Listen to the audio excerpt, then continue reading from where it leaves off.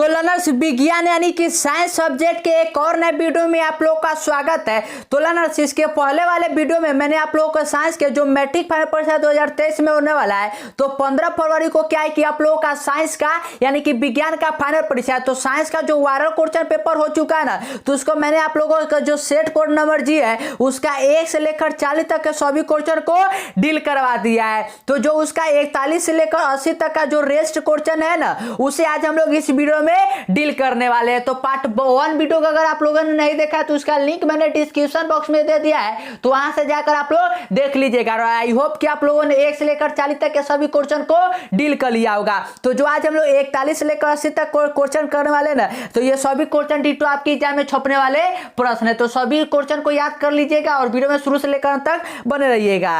तो question number 41 की ओर बढ़ते हैं। तो 41 नंबर जो क्वेश्चन पूछा गया है वह है क्या कि निम्नलिखित में से कौन सा पद विद्युत परिपथ में विद्युत शक्ति को निरूपित नहीं करता है। तो कौन सा पद निरूपित नहीं करता है, तो याद रखिए कि I/R² जो है ना, यह विद्युत शक्ति को निरूपित नहीं करता है। क्वेश्चन नंबर 42 जो पूछा गया है वह क्या कि प्रतिरोध का मान बढ़ाने के लिए प्रतिरोधों को जोड़ा जाना चाहिए। तो हम लोग जानते हैं कि प्रतिरोध यानी कि जो R होता है उसे हम लोग समांतर क्रम और श्रेणी क्रम दो क्रम में जोड़ते हैं। तो अगर हम लोगों को उसका मान बढ़ाना हो ना, तो हम लोग उसे किस में जोड़ते हैं, तो R1 + R2 ऐसे कर जोड़ते हैं। और ये कौन सा क्रम है, तो श्रेणी क्रम। तो इसका राइट आंसर जाइएगा और ऑप्शन नंबर बी ऑप्शन यहाँ पर देखिएगा। इसमें बच्चे बहुत सारे कंफ्यूजन हो सकते हैं। यहाँ पर समांतर क्रम है, पार्श्व क्रम है, और दोनों के दोनों क्या है, तो ध्यान रखिएगा कि समांतर क्रम मतलब होता है पार्श्व क्रम, दोनों सेम ही है। तो इसका right answer option number D हो जाएगा कि इनमें से कोई नहीं।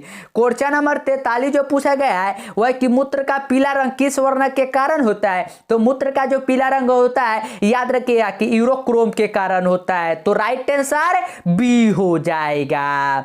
क्वेश्चन नंबर 44 जो पूछा गया है ना, वह इस प्रकार से कि निम्नलिखित में से कौन नवीकरणीय ऊर्जा का स्रोत नहीं है। तो नवीकरणीय ऊर्जा कौन सा होता है, जो मतलब कि नेचर के द्वारा हमेशा दिया जाता है, ठीक है। तो पवन तो हमेशा चलते रहता है, जल भी है और सूर्य का प्रकाश भी होता है, लेकिन क्या पेट्रोल है, नहीं है। तो राइट आंसर डी हो जाएगा। क्वेश्चन नंबर 45 जो पूछा गया है वह कि लैंगिक जनन संचारित रोग कौन सा है। तो लैंगिक आप लोग बार बार सुनते होगा कि जो सेक्सुअल मतलब कि रोग होता है ना, ठीक है, वह क्या आता है कि एड्स बार बार आप लोग अपने गांव देहात में सुनते हैं। तो कौन सा रोग होता है, तो एड्स। तो राइट आंसर सी हो जाएगा। क्वेश्चन नंबर 46 जो पूछा गया है वह कि निम्नलिखित में कौन विद्युत का सुचालक है। तो विद्युत का सुचालक कौन सा आता है, तो जो आप लोग पेंसिल से लिखते हैं ना, तो पेंसिल का जो नोकील होता है ना, वह ग्रेफाइट का बना होता है। और अगर आप लोग उससे विद्युत, वह क्या आता है कि विद्युत धारा का प्रवाह करता है। तो इसका right answer option number D हो जाएगा, ग्रेफाइट। क्वेश्चन नंबर 47 जो पूछा गया है वह कि निम्नलिखित में कौन पारिस्थितिक तंत्र का एक जैव घटक हो सकता है, ठीक है। तो कौन सा हो सकता है घटक, तो याद रखिएगा कि कवक हो सकता है। क्वेश्चन नंबर 48 जो पूछा गया है वह क्या कि विद्युत उपकरण का धातु आवरण जोड़ा जाता है। तो किससे जोड़ा जाता है, तो सिंपल हमारे घरों में जो विद्युत उपकरण होता है उसका हम लोग अर्थिंग करते हैं कि नहीं, यानी कि भूतार करते हैं। तो right answer option number B हो जाएगा कि भूतार से। क्वेश्चन नंबर 49 जो पूछा गया है ना, वही क्वेश्चन नंबर जो 49 है वह इस प्रकार से पूछा गया है कि निम्नलिखित में से किसमें विद्युत मोटर का उपयोग किया जाता है। तो विद्युत मोटर का उपयोग किसमें करते हैं, जो पंखा चलता है तो पंखा के ऊपर आप लोग देखे हुए हैं कि मोटर होता है, मोटर चलता है तो उसी में पंखड़ी लगकर चलता है। तो इसमें भी चलता है, टेप रिकॉर्डर में भी चलता है और लेथ मशीन में भी चलता है। तो इसका राइट आंसर डी हो जाएगा कि इनमें से सभी। क्वेश्चन नंबर जो 50 पूछा गया ना वह कि दो हल्के नाभिकों के जुड़कर एक भारी नाभिक बनने की प्रक्रिया को कहते हैं। तो ये तो सिंपल सा हो गया कि अगर दो छोटे छोटे है नाभिक, अगर वो जुड़कर बड़ा नाभिक बन गया तो क्या होगा कि संलयन हो गया, तो नाभिकीय संलयन। तो राइट आंसर ए हो जाएगा। क्वेश्चन नंबर 51 जो पूछा गया है ना वह इस प्रकार से कि कार्बन आधुनिक आवर्त सारणी के किस वर्ग का सदस्य है। तो सिंपल जो कार्बन है तो कार्बन का परमाणु संख्या कितना होता है, 6 होता है, आप लोग पढ़ेगा। और ये कौन से अति वर्ग का है, तो ये वर्ग का है 14 नंबर का। तो right answer option number C हो जाएगा। क्वेश्चन नंबर 52 जो पूछा गया है वह कि बॉक्साइट निम्नलिखित में किस धातु का अयस्क है। तो बॉक्साइट कौन से धातु का अयस्क है, तो सिंपल किसका है, एल्युमिनियम का है। तो राइट आंसर ए हो जाएगा। क्वेश्चन नंबर 53 जो पूछा गया है वह कि कमरे के ताप पर द्रव अवस्था में रहने वाला धातु कौन है। तो कमरे के ताप पर याद रखिएगा कि यहाँ पर क्या करते हैं कि बच्चे बहुत गलती करते हैं, यहाँ पर धातु है तो धातु कौन सा आता है तो वह पारा होता है, लेकिन याद रखिएगा लेकिन यहाँ पर अधातु हो जाए धातु के जगह पर अधातु तो याद रखिएगा कि वह ब्रोमीन होता है। तो राइट आंसर सी हो जाएगा। क्वेश्चन नंबर जो 54 पूछा गया ना वह है क्या कि सोडियम की संयोजकता क्या है। तो सोडियम का सोडियम Na होता है ना, तो इसका परमाणु संख्या कितना होता है 11। तो 11 को तोड़िएगा तो 2 8 और 1 मिल जाएगा, तो इसकी संयोजकता कितना हो गया 1 हो गया। तो इसका राइट आंसर जाइएगा और ऑप्शन नंबर 1 को गोला कर चले आइएगा। क्वेश्चन नंबर 55 जो पूछा गया है वह कि जिप्सम का रासायनिक सूत्र क्या है। तो इसमें भी बहुत सारे बच्चे ना गलती करके चले आते हैं, वह समझते हैं कि प्लास्टर ऑफ पेरिस और जिप्सम का फॉर्मूला में मतलब कि उन्हें कंफ्यूजन हो जाता है और किसी को टिक मार कर चले आते हैं। तो जिप्सम का रासायनिक फॉर्मूला याद रखिएगा ये होता है CaSO4 × 2H2O। लेकिन अगर प्लास्टर ऑफ पेरिस का पूछे ना तो 2 को आप लोग आधा कर दीजिएगा, 4 से भाग करिएगा तो हाफ हो जाएगा, ठीक है। क्वेश्चन नंबर 56 जो पूछा गया है वह इस प्रकार से दिया हुआ है कि अधिकतर धातु के ऑक्साइड होता है। तो जो धातु होता है उसका क्या ऑक्साइड होता है क्या होता है तो क्षारीय। तो राइट आंसर ए हो जाएगा। क्वेश्चन नंबर 57 जो पूछा गया है वह कि नाइट्रोजन के अणु में 2 परमाणु के बीच कितने आबंधन होते हैं। तो नाइट्रोजन तो होता है तो नाइट्रोजन का परमाणु संख्या 8 होता है ना, तो 2 और 5 तो इसमें कितना जुड़ेगा 3 जुड़ेगा। तो राइट आंसर सी हो जाएगा। क्वेश्चन नंबर जो 58 है ना वह इस प्रकार से कि सोडियम के 72 सेल में इलेक्ट्रॉनों विद्यमान होता है। तो सोडियम का 72 सेल तो बता ही दिया कि 2 8 1 क्योंकि 11 परमाणु संख्या तो है, तो 12 कितना है 1 है। तो इसका राइट आंसर ऑप्शन नंबर जाइएगा और डी को गोला कर चले आइएगा। क्वेश्चन नंबर जो 59 पूछा गया है ना वह इस प्रकार से कि निम्नलिखित में कौन सी धातु उसके गलित क्लोराइड के विद्युत अपवर्तन के प्रभाव से किया जाता है। तो वह होता है कॉपर होता है। क्वेश्चन नंबर 60 जो पूछा गया है ना ये तो भाषा वाला ये कि कोई धातु ऑक्सीजन के साथ अभिक्रिया कर उच्च गलनांक वाला यौगिक बनाता है, यह यौगिक जल में विलय तो यह तत्व निम्नलिखित में से कौन सा तत्व हो सकता है। तो याद रखिए अगर ऑक्सीजन के साथ अभिक्रिया करके उच्च गलनांक बनाता है यौगिक ना तो वह कैल्शियम होगा। तो राइट आंसर डी हो जाएगा। और जो मैं साइंस का आप लोगों को क्वेश्चन करवा रहा हूँ तो 1 से 40 तक के सभी क्वेश्चन को रट लिए है, तो जो मैं अभी करवा रहा हूँ 41 से 80 इन सभी क्वेश्चन को रट जाइए, क्योंकि जब आप लोग 15 फरवरी के एग्जाम में जाइएगा ना तो यही सब प्रश्न देखने को मिलेंगे। तो इसलिए अभी तक चैनल को सब्सक्राइब भी नहीं किए तो चैनल को सब्सक्राइब कर लीजिए और अपने दोस्तों के साथ वीडियो को शेयर कर दीजिए। क्वेश्चन नंबर 61 की ओर बढ़ते तो 61 जो है ना वह है क्या कि फेनोफेथलीन सूचक का क्षारीय के मात्रा कैसा रंग होता है। तो यह होता है गुलाबी। तो राइट आंसर बी हो जाएगा। क्वेश्चन नंबर 62 जो पूछा गया है वह कि एसिटिक अम्ल का IUPAC नाम है। तो एसिटिक अम्ल जो होता है उसका IUPAC नाम होता है एथेनोइक अम्ल। तो राइट आंसर बी हो जाएगा।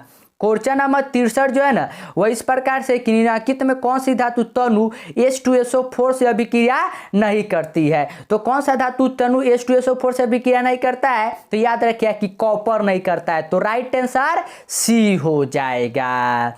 क्वेश्चन नंबर 54 जो पूछा गया है ना, ठीक है, ये 64 नंबर क्वेश्चन वह इस प्रकार से कि निम्नलिखित धातुओं में से कौन धातुओं का युग्म कौन सा है। तो सिंपल जो सोडियम होता है यह भी धातु होता है और कैल्शियम होता है यह भी धातु होता है। तो सोडियम और कैल्शियम क्या हो जाएगा धातु का युग्म हो जाएगा। क्वेश्चन नंबर जो 65 है वह कि हीरा अप्रूफ है। तो हीरा किसका अप्रूफ होता है। तो ये तो बार बार मैंने बताया है और यही क्वेश्चन VBI करके बताया था और वही सब छप चुका है। तो ये किसका होता है तो कार्बन का होता है।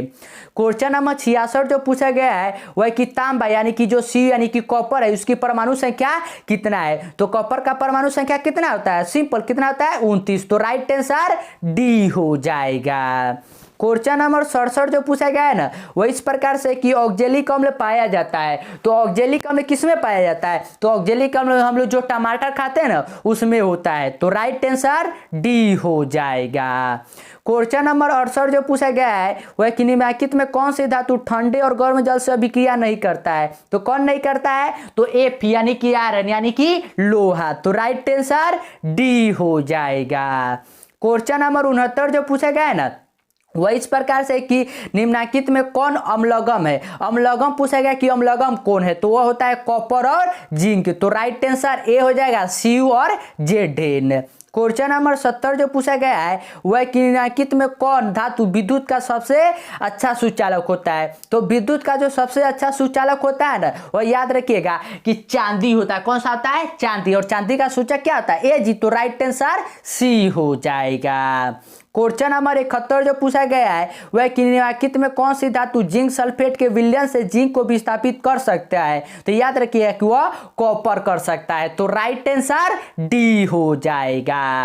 क्वेश्चन नंबर 72 जो पूछा गया है ना, वह कि कोई तत्व ऑक्सीजन से संयोग और ऑक्साइड बनाता है तो यह अभिक्रिया कहलाता है। क्या कहलाता है? जब ऑक्सीजन से संयोग करके बनाया तो यह कहलाएगा उपचयन। तो राइट आंसर ए हो जाएगा। क्वेश्चन नंबर 73 जो पूछा गया है वह कि सूर्य का प्रकाश का अवशोषण करके घटित होने वाली अभिक्रिया कहलाती है। तो वह क्या कहलाता है? वह कहलाता है प्रकाश रासायनिक अभिक्रिया। तो राइट आंसर बी हो जाएगा। क्वेश्चन नंबर 74 जो पूछा गया है ना, वह इस प्रकार से कि PbOH किस प्रकार का लवण है। तो यह किस प्रकार का लवण है? यह क्षारकीय लवण है। कैसा है? क्षारकीय। तो राइट आंसर सी हो जाएगा। क्वेश्चन नंबर 75 जो पूछा गया है वह कि शुद्ध जल का पीएच मान कितना होता है। तो शुद्ध जल का पीएच मान आप लोग याद रखिएगा कि वह 7 होता है। कितना? 7। और इसका ट्रिक ऐसे याद रखिएगा कि हम लोग क्या है कि 7 दिन जल पीते हैं, सप्ताह में 7 दिन होते हैं ना, तो 7 दिन जल पीते हैं, अगर नहीं पिएंगे तो मर जाएंगे। तो 7 दिन या ऐसे याद रखिएगा कि पीएच मान होता है। ठीक है। क्वेश्चन नंबर 76 जो पूछा गया है वह कि अपशिष्ट प्रबंधन की नई धारणा क्या है। तो नई धारणा क्या होता है? कमी होता है, पूर्ण चालन होता है, पूर्ण उपयोग होता है। तो राइट आंसर डी हो जाएगा इनमें से सभी। क्वेश्चन नंबर 77 की ओर बढ़ते तो 77 क्या है कि पॉलीथीन थैलों के बदले किस प्रकार के थैले का इस्तेमाल किया जाना चाहिए। तो कैसा का जो पॉलीथीन होता है यानी कि पन्नी, उसके जगह पर हम लोगों को जूट का थैला, कपड़ा का थैला या कागज का करना चाहिए। तो राइट आंसर डी हो जाएगा इनमें से सभी। क्वेश्चन नंबर 78 जो पूछा गया है वह कि कोयला एवं पेट्रोलियम कौन से तत्व पाए जाते हैं। तो ये कौन से? तो सिंपल है, ये क्या है ना कि नाइट्रोजन, हाइड्रोजन और सल्फर तीनों। तो राइट आंसर डी हो जाएगा। क्वेश्चन नंबर 79 जो पूछा गया है ना वह इस प्रकार से कि वर्षा जल को भूमि के जल स्तर तक पहुंचाने के लिए निम्नलिखित में किसका क्या है कि प्रयोग होता है। तो किसका होता है? तो यह बोर जल और डगबोल दोनों का यूज होता है। तो राइट आंसर सी हो जाएगा, ए और बी दोनों। और क्वेश्चन नंबर 80 जो पूछा गया है ना वह इस प्रकार से कि तत्वों के निम्नलिखित युग्म में से कौन सा युग्म परमाणु संख्या 19 और 24 के मध्य की स्थित है। तो वह क्या है? तो 19 के बाद कौन आता है? तो कैल्शियम और एस यानी कि सिलिकॉन। तो राइट आंसर बी हो जाएगा। तो आज हमने जो आप लोग का 41 से लेकर 80 तक का क्वेश्चन पता था साइंस का, उसे भी डील कर लिया। तो आई होप कि आप लोगों ने जैसे 40 तक के क्वेश्चन को याद किया होगा वैसे ही 41 से लेकर 80 तक के सभी क्वेश्चन को अच्छी तरह से याद कर लीजिए और 15 फरवरी की एग्जाम में डिटो जाकर छाप दीजिएगा, क्योंकि एग्जाम का जो समय है और मुश्किल से 4 दिन ही बच सकता है। ठीक है। और अभी तक चैनल को सब्सक्राइब नहीं किया तो चैनल को सब्सक्राइब कर लीजिए और अपने दोस्तों के साथ वीडियो को शेयर कर दीजिए।